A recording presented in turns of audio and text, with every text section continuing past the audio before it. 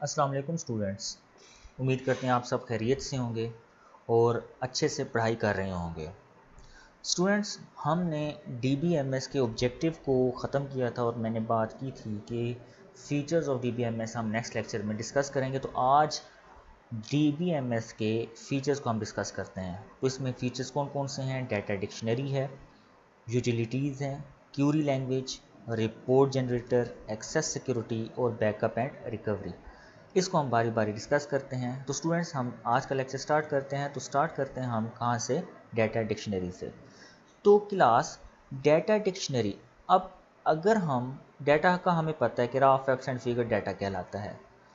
अगर हम डिक्शनरी की बात करते हैं तो स्टूडेंट डिक्शनरी फिल वक्त आपने क्या सीखा हुआ है, क्या पढ़ा हुआ है डिक्शनरी के बारे में? कि जैसे एक इंग्लिश की डिक्शनरी होती है, यानी कि इंग्लिश टू उर्दू आप कोई मीनिंग्स जानने के लिए इस्तेमाल करते हैं। तो मतलब ये है कि कोई भी वर्ड अगर है तो उसके साथ एक्सप्लेनेशन लिखी होती है ताकि आपको पता चले ये डिक्शनरी का कंसेप्ट है। तो वही कंसेप्ट यहाँ पर भी इस्तेमाल होता है, यानी कि जिसकी मुकम्मल डिस्क्रिप्शन हो। तो आपने डाटा डिक्शनरी को रिलेट उस इंग्लिश से नहीं कर देना, आपने डेटाबेस से करना है। तो यहाँ पर आपने सुनना है कि डाटा डिक्शनरी का यहाँ पर क्या इस्तेमाल है। स्टोर्स ऑल डाटा डेफिनेशंस, यानी कि डाटा के बारे में जितनी भी डेफिनेशंस हैं, जितनी भी चीज़ें हैं, उसको डिफ़ाइन करना और उसको डिफ़ाइन करने के साथ साथ उसको फिर स्टोर भी करना। ये डाटा डिक्शनरी एक फ़ीचर है, ठीक है। DBMS के हम फीचर्स पढ़ रहे हैं। ये खूबी है एक कि डाटा डेफिनेशंस की जितनी भी मालूमात हैं उसको स्टोर कर देना। फिर दूसरा काम इसका क्या है कि monitors the data that is entered. फिर जो आपने डाटा एंटर किया है उसको मॉनिटर करना, आया कि जो डाटा आपने एंटर किया ठीक किया या गलत किया है। ये भी डाटा डिक्शनरी में आ जाता है। Ensure data according to data rules, क्या डाटा रूल्स के मुताबिक आपने डाटा एंटर किया है। मिसाल के तौर पर अब रूल्स कौन कौन से होते हैं? क्या जो फील्ड नेम था, मैंने आपको क्लास में अगर आपको याद हो तो बताया था कि ऊपर अगर लिखा होता है नेम, इसका मतलब है कि आपने यहाँ पर करेक्टर ही यूज़ करना है, ये एक रूल है।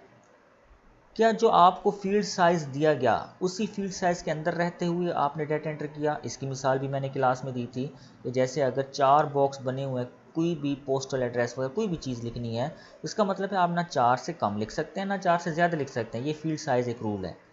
फिर डाटा टाइप्स आ जाती हैं। डाटा टाइप से ये मुराद है कि अगर डाटा टाइप नंबर है, क्या आपने नंबर ही इंटर किया? जैसे कि CNAC लिखा जाता है, क्या आपने CNAC में जस्ट नंबर दिए हैं या कुछ और दिया है? तो ये रूल्स कहलाते हैं और ये कहाँ, ये रूल्स डिफ़ाइन होते हैं कहाँ पर? डाटा डिक्शनरी में। ये एक फ़ीचर है। Data dictionary also used for data access authorization for database user, कि डेटाबेस को जो इस्तेमाल करने वाले होते हैं मुख्तलिफ़ किस्म की एक्सेस भी उनको दी जाती है और इसको हम रिपोजिटरी भी कहते हैं, यानी कि हम रिपोर्ट तैयार कर सकते हैं। दूसरा हमारे पास है यूटिलिटीज़। यूटिलिटीज़ एक किस्म के सॉफ्टवेयर होते हैं, एक प्रोग्राम्स होते हैं। कैसे program? That is use to maintain database by processing data, records and files, कि अगर हम डाटा पर, रिकॉर्ड पर और फाइल्स पर कोई भी काम कर रहे हैं, ऐड कर रहे हैं, रिमूव कर, कोई भी काम हो सकता है, कोई भी प्रोसेस हो सकता है, तो इन तमाम काम के दौरान तमाम डाटा मेंटेन रहे, ये ना हो कि गलती से यानी कि वो डिलीट वगैरह खुद ब खुद हो जाए, ऐसा नहीं। तो ये यूटिलिटीज़ की वजह से होता है। Some used for backup and recovery of the database, और कुछ प्रोग्राम्स ऐसे होते हैं कि हम डाटा की रिकवरी और बैकअप के तौर पर इस्तेमाल करते हैं कि अगर ओरिजिनल डाटा लॉस्ट हो भी जाता है तो कोई फ़िक्र की बात ना हो, बल्कि हमारे पास एक बैकअप, एक कॉपी डाटा की पड़ी हुई यूटिलिटीज़ प्रोग्राम्स करते हैं। नेक्स्ट हमारे पास है क्यूरी लैंग्वेज। ये बड़ी इंपॉर्टेंट चीज़ है स्टूडेंट्स। क्यूरी लैंग्वेज यानी कि एक किस्म की कमांड्स होती हैं, स्टेटमेंट होती हैं, जिसके ज़रिए से हम डेटाबेस पर मुख्तलिफ ऑपरेशन परफॉर्म कर सकते हैं, मुख्तलिफ काम करवा सकते हैं।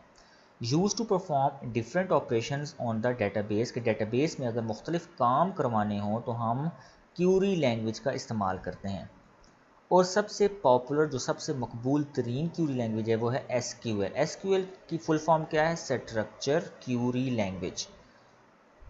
यानी कि ये जो स्टेटमेंट लिखी जाती है वो सिंपल इंग्लिश में लिखी जाती है, कोई इसमें बड़ी बात नहीं होती। इंग्लिश यानी कि आपको स्टेटमेंट याद करनी होती है। अब स्टेटमेंट कौन कौन सी हो सकती हैं, कमांड कौन कौन सी हो सकती हैं? सेलेक्ट की हो सकती है, डिलीट यानी कि आपने डाटा डिलीट करना है तो डिलीट की कमांड देंगे, आपने डेटाबेस क्रिएट करना है तो क्रिएट की कमांड देंगे, आपने कोई चेंजेस करनी है, मॉडिफाई करना है, तब्दीली करनी है तो आप मॉडिफाई की कमांड देते हैं। अगर आपने कोई डाटा अपडेट करना है यानी कि आप जैसे फर्स्ट ईयर से सेकंड ईयर में गए हैं तो ये डाटा अपडेशन कहलाता है, तो उसकी भी क्यूरी इस्तेमाल होती है। अगर आपने कोई डाटा इंसर्ट करना है, कोई नया डाटा आपने अंदर डालना है डाटाबेस में तो इंसर्ट की क्यूरी इस्तेमाल होती है। फिर आ जाते हैं क्यूरी लैंग्वेज के दूसरे पार्ट पर कि use for create table structure, table आपने बनाना है, डाटा एंटर करना है, डाटा को एक्सेस करना है, अपडेट करना है या डिलीट करना है, ये सारे काम किससे होंगे? क्यूरी लैंग्वेज से होंगे। फिर आ जाता है चौथी जो इसका फीचर है, चौथा रिपोर्ट जनरेटर, यानी कि नाम से जाहिर है कि अगर आपके पास डाटा मौजूद है तो उसके लिहाज से आप रिपोर्ट भी जनरेट कर सकते हैं, रिपोर्ट एक बना सकते हैं। अगर आपका जो डायरेक्टर है, अगर आपका जो बॉस ऊपर बैठा है तो उसको अगर आप रिपोर्ट देना चाहते हैं तो आप रिपोर्ट जनरेट करके उसको प्रिंट आउट भी दे सकते हैं। अब report a prompt that is used to produce report, नाम से जाहिर मैंने बताया कि रिपोर्ट्स को प्रोड्यूस करने के लिए इस्तेमाल किया जाता है। Retrieve data from data base and show in different format, अब फॉर्मेट यानी कि मुख्तलिफ अशकाल में ये आपको रिपोर्ट में दे सकता है। कौन कौन से हो सकते हैं? पेज नंबर उस पर मेंशन होता है, डेट्स मेंशन होती हैं, टाइटल होता है यानी कि किस हवाले से आप रिपोर्ट दे रहे हैं, या कॉलम्स की हेडिंग यानी कि जो ऊपर नेम वगैरह लिखे होते हैं। ये सारी रिपोर्ट तैयार होकर आप प्रिंट आउट इसका ले सकते हैं। Report generator are use for attractive reports, यानी कि आपने उस रिपोर्ट्स की फॉर्मेटिंग जो वो भी चेंज कर सकते हैं, उसका कलर चेंज कर सकते हैं, यानी कि जो फॉर्मेट आप इनके लुक वाइज अच्छा हो तो वो रिपोर्ट तैयार कर सकते हैं। इसको हम रिपोर्ट राइटर का नाम भी दे सकते हैं। जो पांचवा फीचर है DBMS का वो है एक्सेस सिक्योरिटी।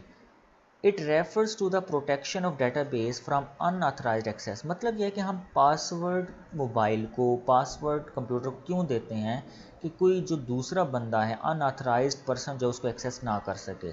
तो DBMS में भी ये फीचर मौजूद होता है कि हम एक्सेस किसी को दे सकते हैं, किसी को नहीं दे सकते।